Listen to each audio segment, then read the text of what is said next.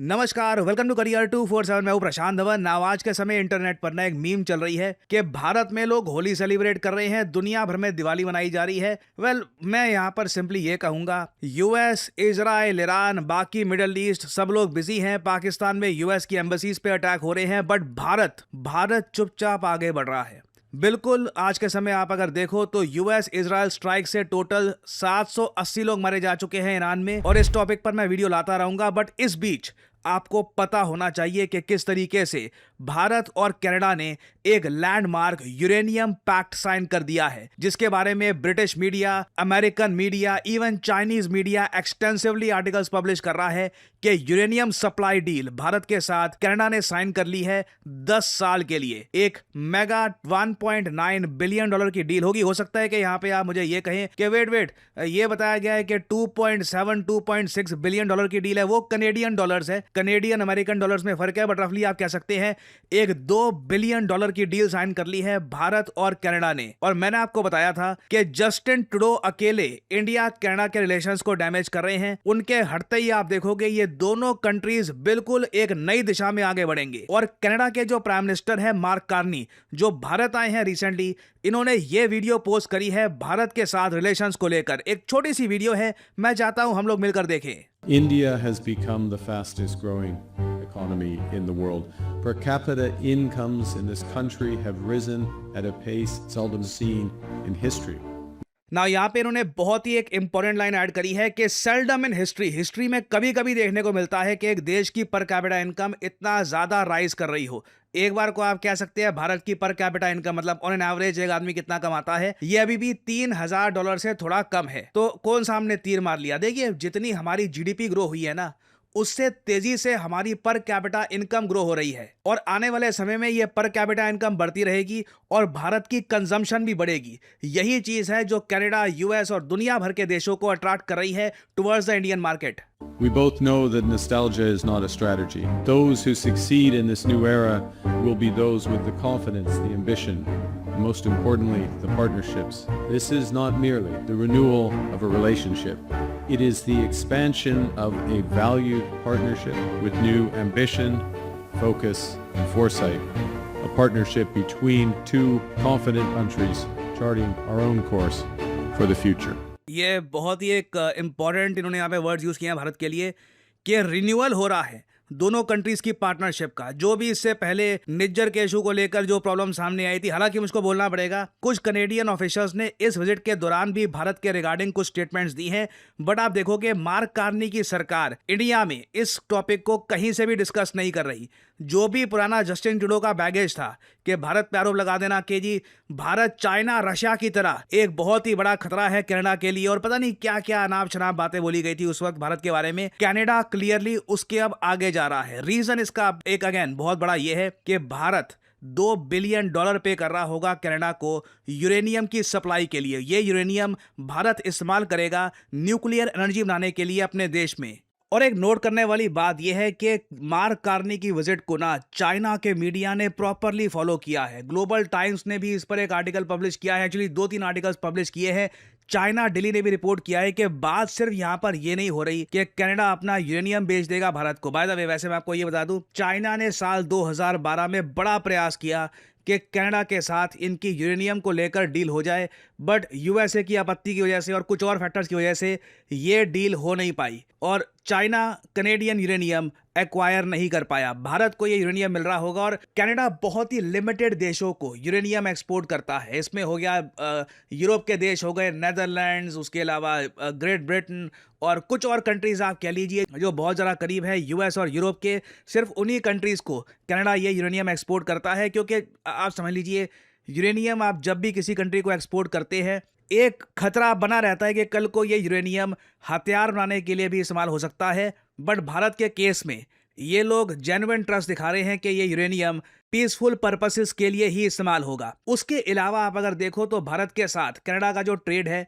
ये अभी भी $10 बिलियन से कम है। इसको बढ़ाकर दोनों देश चाहते हैं कि इनका आपसी ट्रेड $50 बिलियन हो जाए 2030 तक। ये एक बहुत ज्यादा एम्बिशियस टारगेट है। अभी ट्रेड $8 बिलियन के आसपास और आने वाले 4 से 5 साल में इसको $50 बिलियन का करने का प्लान है और आई थिंक ये कनाडा कर सकता है। रीजन बहुत ही सिंपल है, यूएसए पर डिपेंडेंस कनाडा अपनी कम करना चाहता है। ये बात Chinese media, Chinese geopolitical experts भी नोट कर रहे हैं कि Canadian PM visits India to repair ties, reduce US reliance. ये बात देखिए चाइना को काफी सूट करती है कि जो ट्रेडिशनल यूएस एलाइज हैं अब यूएसए पर इतना भरोसा नहीं करते लॉन्ग टर्म ट्रेड के लिए। अब इनको पता है कि इनको डाइवर्सिफिकेशन करनी होगी, भारत के साथ भी ट्रेड इंप्रूव करना होगा। ऐसा तो कहीं से नहीं है कि भारत रिप्लेस कर देगा यूएसए को कनाडा के लिए। यूएस आज भी एक बहुत ही बड़ा ट्रेडिंग पार्टनर है कनाडा का और रहेगा। इन्हें डाइवर्सिफाई करके फ्यूचर शॉक्स के लिए तैयार रखना होगा खुद को, क्योंकि अगर ये अपनी डिपेंडेंस यूएसए पर बहुत जरा बढ़ाकर रखेंगे, कल को ट्रंप नहीं तो आगे जाकर जो भी इनका प्रेसिडेंट बनेगा, जॉन सीना बनेगा, कोई भी बनेगा, वो कल को कनाडा पे फिर से लगा दे टैरिफ, फिर से ट्रेड वॉर स्टार्ट कर दे, कौन रोकेगा। और यहाँ पे आप देख पाओगे चाइना के जो जियोपॉलिटिकल एक्सपर्ट हैं वो ये कह रहे हैं कि Canada is busy with shuttle diplomacy, इसको शटल डिप्लोमेसी कहते हैं, moving on multiple fronts to seek broader support. इसमें भारत और इवन एशिया के जो बाकी कंट्रीज हैं, चाइना के साथ फॉर एग्जांपल रिसेंटली कनाडा ने एक डील अनाउंस करी थी, ट्रंप ने उसके बाद धमकी दे दी कि अगर ये डील करेंगे तो हम कनाडा को दंडित करेंगे। उसके बाद कनाडा ने यू टर्न लिया, अब ये भारत के पास आए हैं। भारत के साथ इनको उम्मीद यह है कि यूएस को प्रॉब्लम नहीं होगी कि अगर ये इंडिया के साथ डील करते हैं इस टाइप की। तो चाइना प्रॉपरली ये बात नोट कर रहा है कि कनाडा मल्टीपल फ्रंट्स पे इस वक्त आज के समय पार्टनर्स ढूंढ रहा है to mitigate the impact of the US policies while its geographic proximity. क्योंकि देखिए कनाडा और यूएस ज्योग्राफिकली तो बिल्कुल करीब है, वो चीज़ एक बहुत बड़ी प्रॉब्लम है कनाडा के लिए कि इनके यूएस के अलावा कोई और इंपॉर्टेंट नेबरिंग कंट्रीज है नहीं। बट ओटावा जो कैपिटल है कनाडा की, Ottawa is likely to continue pursuing greater strategic autonomy in an effort to secure more strategic space. और इसके लिए हम देख रहे हैं कि कनाडा ने अब बड़ा यू टर्न लिया है, पुराने जो भी गिले शिकवे थे ये भूलकर इंडिया के साथ एक लॉन्ग टर्म डीपर पार्टनरशिप बनाना चाहते हैं। नाउ एक सवाल आप मुझसे यहाँ पर ये पूछ सकते हैं कि मार्क कार्नी के साथ मुकेश अंबानी बहुत दिखे, मुकेश अंबानी काफी फ्रेंडली तरीके से बात कर रहे थे, मुकेश अंबानी का यहाँ पर क्या रोल है। देखिए कनाडा ना सिर्फ यूरेनियम के मामले में, कनाडा बहुत ही रिच है रिसोर्सेज में, यूरेनियम में इनके पास दुनिया के 3rd लार्जेस्ट रिजर्व्स हैं, इनके पास नेचुरल गैस भी है बहुत सारी, उसके अलावा इवन ऑयल के भी बहुत सारे भंडार कनाडा में एग्जिस्ट करते हैं। कनाडा चाहता है हर जगह ये भारत को एनर्जी सप्लाई करे, क्योंकि भारत जितना ग्रो करेगा, पर कैपिटा इनकम जितनी बढ़ेगी, जीडीपी जितनी बढ़ेगी, उतना यहाँ पर एनर्जी की हंगर बढ़ने वाली है। और कनाडा ने हाल ही में ये बात इन्होंने मेंशन करी है कि they aim for more liquefied natural gas exports to India, क्योंकि इनको पता है भारत में यूरेनियम के अलावा इतना कुछ बेचने के लिए है यहाँ पर, ये हमसे इतना परचेज करेंगे और हम इनकी मार्केट से बहुत कुछ कमा सकते हैं। और भारत की एलएनजी मार्केट में एक बहुत ही ज्यादा इंपॉर्टेंट प्लेयर है रिलायंस। जैसे आप लोग जानते हैं Reliance oil and natural gas का एक बहुत बड़ा एक प्लेयर है भारत में। तो ऑब्वियसली मुकेश अंबानी के साथ बातचीत करना, किस तरीके से कनेडियन बिजनेसेस और रिलायंस की पार्टनरशिप को ये और इम्प्रूव कर सकते हैं, ये सब डिस्कस करना ऑब्वियस था। और जो मैं देख पा रहा हूँ कनाडा और भारत की पार्टनरशिप इन द फ्यूचर बढ़ने ही वाली है। दोनों कंट्रीज के बीच में एक फ्री ट्रेड एग्रीमेंट जिसको हम सीपा कहते हैं, the comprehensive economic partnership agreement, ये मोस्ट प्रोबेबली साइन कर लिया जाएगा काफी जल्दी। एक एफटीए जब एक बार साइन हो गया उसके बाद डेफिनेटली ट्रेड इंडिया कनाडा का बढ़ने वाला है। और इंटरनेशनल स्टेज पे आप देखोगे कि कनाडा काफी बार आपको भारत का सपोर्ट करता हुआ भी नजर आएगा, क्योंकि भारत कनाडा का एक बहुत बड़ा क्लाइंट होगा और अपने क्लाइंट को हर कोई एक बिजनेस पार्टनर या फिर प्रोवाइडर खुश रखना चाहता है। सो मैं उम्मीद करता हूं कि यहाँ पे आप समझ गए होंगे कि मार्क कार्नी भारत में क्यों आए हैं, कनाडा के क्या ऑब्जेक्टिव्स है भारत को लेकर, और India Canada partnership in the future और ज्यादा ग्रो क्यों करने वाली है। और फाइनली यहाँ पे आप लोगों से मैं एक सवाल पूछूंगा कि टोमाहॉक क्रूज मिसाइल ये आज के समय काफी न्यूज में है। ये बताया गया है कि जी B-2 बॉम्बर्स और टोमाहॉक क्रूज मिसाइल्स और क्लाउड और वेरियस और चीजों का यूज किया गया ईरान पर अटैक करने के लिए। आपको बताना है कि टोमाहॉक क्रूज मिसाइल्स किस देश ने डेवलप किए हैं। ये है यहाँ पे आपकी ऑप्शंस, कनाडा, इजराइल, यूएसए या फिर यूक्रेन। कमेंट सेक्शन में करिए उत्तर। जो लोग देंगे सही आंसर उनकी कमेंट को मैं दे दूंगा हार्ट, ताकि बाकी लोग समझ पाएं कि सही उत्तर क्या है। करियर 247 मतलब के जॉब अपॉर्चुनिटीज। ऑलरेडी मैं आपको बता दूं देश भर में कई युवा हैं जो करियर 247 की हेल्प से आज के समय अपनी ड्रीम जॉब में अपना करियर आगे बिल्ड कर रहे हैं। कुछ टेस्टिमोनियल्स आपके सामने हैं। पीडी सर को फॉलो कर रहा था, प्रशांत धवन सर को, और पीडी सर से मुझे कैरियर 24/7 के बारे में पता चला। मैं बहुत थैंकफुल हूँ पीडी सर का। मैं थैंक यू कहना चाहता हूँ कैरियर 24/7 को, जिसकी वजह से मुझे ये अपॉर्चुनिटी मिली और मैं फिलहाल इनरिच मनी पे as a compliance analyst placed हूँ। मुझे 3 रोल ऑफर हुए थे, 2 रोल इसी कंपनी से, एक दूसरी कंपनी से। I was a little bit confuse कि मैं कौन सा रोल चूज करूँ। थैंकफुल टू कैरियर 24/7 मेंटर्स कि उन्होंने मुझे गाइड किया कि अब मेरे कैरियर के लिए कौन सा पाथ बेटर रहेगा। मैं अपने घर का सबसे एल्डेस्ट सन हूँ। मुझे गाइडेंस करने वाला कोई नहीं था, पता नहीं था कि ज़िंदगी में क्या करना है। तो मैंने खुद ही से डिसाइड किया कि मेरा स्किल गैप है, जॉब है लेकिन सेटिस्फेक्शन नहीं है, लाइफ में क्या करना है पता नहीं है, सैलरी भी सेटिस्फाइड नहीं है। तो उन्होंने मुझे सजेस्ट किया डेटा एनालिसिस प्रोग्राम, मैंने ज्वाइन किया। यहाँ आके मुझे पता चला कि रियल लाइफ प्रोजेक्ट्स क्या होते हैं। यहाँ पे मुझे वो सब मिला जो इंजीनियरिंग में मिसिंग था, structured learning, real life projects, hands-on experience. I am thankful to my teachers, my industry experts जो आए थे, जिन्होंने मुझे रेफ़र किया, और Career 247 ने जिन्होंने मुझे गाइडेंस दिया कि कैसे क्या करना है। उन्होंने मुझे हर स्टेप में गाइड किया, हर एक इंटरव्यू के पहले मुझे प्रिपेयर किया।